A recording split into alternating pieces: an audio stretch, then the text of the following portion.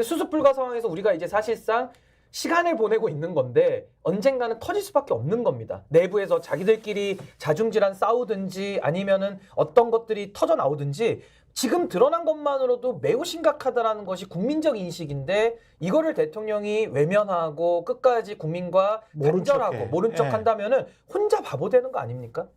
이게 박지원 전 국정원장도 윤석열 정부 최순실 누구인지 밝혀라. 천하람 개혁신당 의원 됐죠 이번에. 당선이 비례대표 당선이. 예, 당선인 됐습니다. 특히 지금 이 이야기들이 인사 라인이 아닌 홍보 기획 라인에서 나온다는 설이 돈다. 홍보 기획 라인은 김여사 라인이죠. 그렇죠. 그 이름들이 다 돌고 있습니다. 예, 이모 씨 뭐 다 돌고 있습니다. 그렇습니다. 그 아까 말한 그런 사람들입니다. 아무래도 김건희 여사의 입김이 구성될 당시부터 세게 들어간 것 아니냐는 이야기들이 정설처럼 돌고 있다. 이 정도 되면 대통령이 의원 당선자들한테 이런 이야기가 나오잖아요. 야당.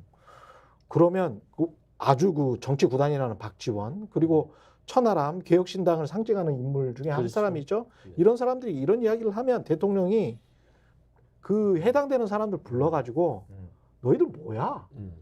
너희들 내 밑에 있는 거야? 누구 밑에 있는 거야? 정신 똑바로 차려. 잘라버리든지. 잘리든지. 그러니까 본인은 공직기강 엄청 중요하게 여기고 이번에 공직기강 계속 얘기를 하더라고요. 아니 그 비서관은 그렇죠. 뭐 하고 있습니까? 공직기강 비서관 월급 왜 줍니까? 그러니까 무슨 이런 거를 공직을 기강을 그렇죠. 세워야 되는 거 아니에요. 뭐 법률 수석 밑에 근데 간다며요. 절대 뭐든지 보니까 윤석열 대통령이 어떻게 보면 짠할 수도 있어요.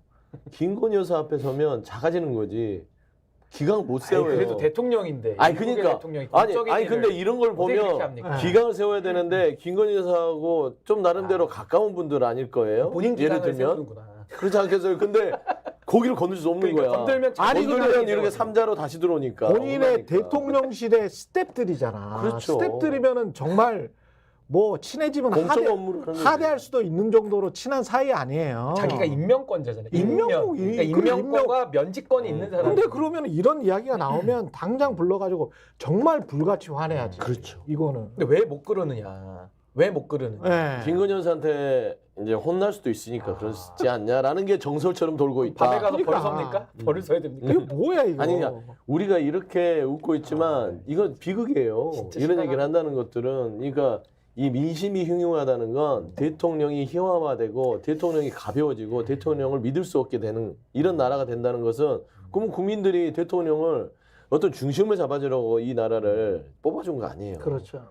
근데 그 중심을 잡을 사람이 그냥 중심이 없어요.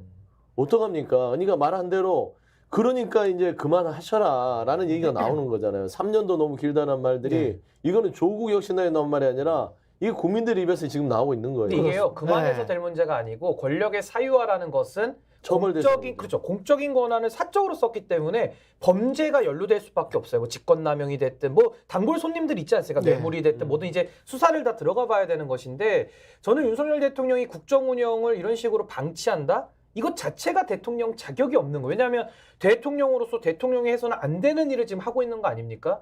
그러니까 저는 윤석열 대통령에게 반성과 성찰을 촉구하기에는 이제 저도 입이 아프고 목이 아프고 이제는 국민적인 힘을 모아서 응집된 힘을 뭐 이제 야당이 그래도 189석 정도 있으니까 이 힘을 응집해서 국민적 힘으로 전 이 정권에 대한 강력한 경고와 응징을 계속해 나가야 된다. 왜냐하면 이거 국정농단을 계속 놔두면요. 앞으로도 국정이 돌아갈 수가 없어요. 박근혜 대통령도 처음에 최순실 얘기 나왔을 때 그때 최순실 그 정윤회 그때 그 사람들 싹 다 정리했으면은 이렇게까지 비극이 되지 않았고 당시에도 유승민 원내대표가 올바른 국정 운영에 대해서 제언도 했거든요. 그거 받아들였으면 여기까지 안 오는데 그 비선들한테 둘러싸여가지고 문고리 3인방한테 포로돼가지고 완전히 놀아난 거거든요. 윤석열 대통령 자신을 위해서도 안 좋지만은 국민 전체가 불행해진다. 이걸 꼭 기억을 해야 될 겁니다.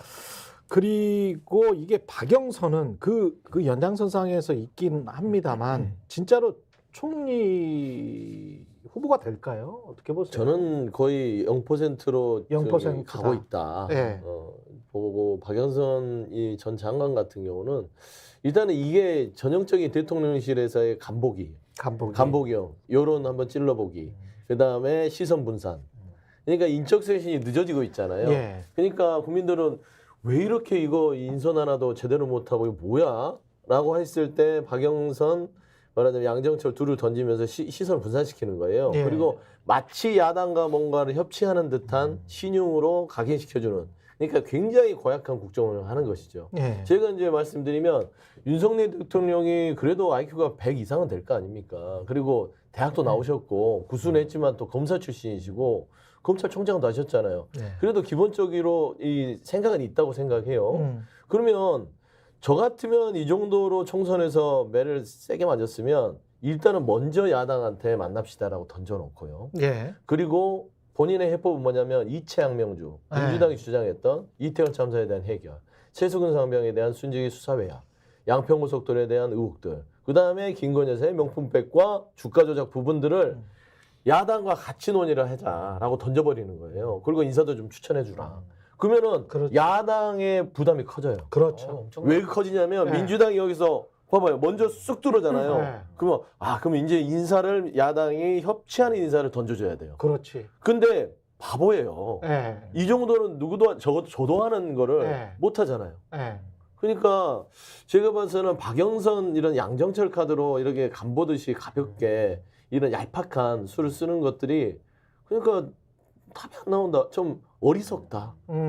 그렇게밖에 볼 수 없어요. 그러니까 서 대변인 말씀대로 전국을 주도할 수 있는 좋은 기회를 다 이미 실기해서 실기했죠. 놓쳐버렸고 저는 사실 박영선, 양정철에 대한 조합은 뭐 참신하긴 한데 네. 박영선 총리가 무슨 야당을 현재 대표하고 있는 직책이 있습니까? 내지 야당을 대표합니까? 그 지금 야당에서 189석을 준 국민들의 민심 중에 박영선 총리를 지지한 사람이 얼마나 될까요? 그러니까 저는 이거 사실은 눈 가리고 아웅하는 거라 보고 저는 처음에 장제원, 김한길 조합이 나왔다가 박영선, 양정철이 나왔다가 또다시 지금 장제원, 김한길 라인이 또 나오고 있거든요. 저는 박영선 총리를 실질적으로 임명할 마음을 가지고 간봤다라고 저는 생각이 안 들고요. 오히려 김한길의 머릿속에서, 김한길의 조언 속에서 김한길, 장제원 라인을 결국 성사시키기 위한 그 대조 효과라고 할까요?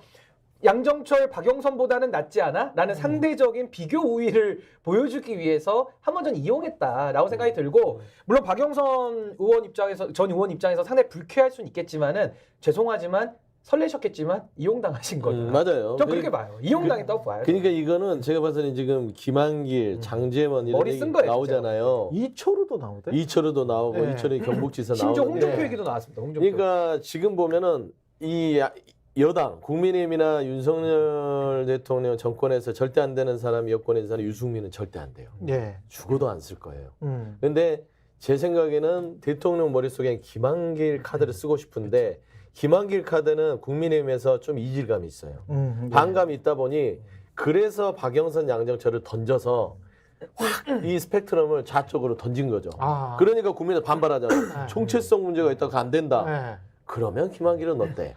그러니까 대조 효과. 대조 효과를 저 누리는 그거라고 거야. 봐요. 맞아요. 나도 그렇게 본 거예요. 네. 그래서 이 정도는 그래도 낫지 박영선이나 이 안 양정철보다는. 받으면 박영선 해버린다. 박영선 해버린다. 그러면은 국민의힘에서 그래 차라리 박영선보다 김한길이 네. 낫다. 이 나는 이런 포석도 나는 이 잔머리라고 해야 되나? 그러니까 뭐 쓰레기차 쓰지 가면은 않았을까. 똥 차온다 뭐 이런 말 있잖아요. 뭐 그러니까 그런 거예요. 스픽스는 말하는 언론입니다. 대세는 유튜브, 그중에서 스픽스. 좋아요, 댓글, 구독, 알림 설정. 여러분이 저희를 사랑해 주시고 우리가 여러분을 사랑하는 4가지 방법입니다.